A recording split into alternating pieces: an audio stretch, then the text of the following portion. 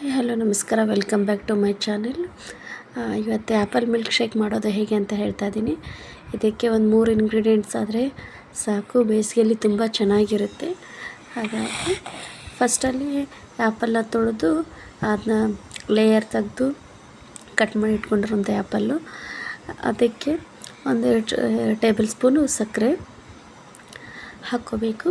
ಒಂದು ಚಿಟಿಕೆ ಸ್ವಲ್ಪ ಉಪ್ಪು ಹಾಕ್ಕೊಂಡ್ರೆ ಚೆನ್ನಾಗಿರುತ್ತೆ. ಅದಕ್ಕೆ ಹಾಲು ನಾನು ಕೋಲ್ಡ್ ಇರೋ ಹಾಲು ಹಾಕ್ಕೊಂಡಿದ್ದೀನಿ, ಹಾಗಾಗಿ ಐಸ್ ಕ್ಯೂಬ್ನ ಯೂಸ್ ಮಾಡಿಲ್ಲ.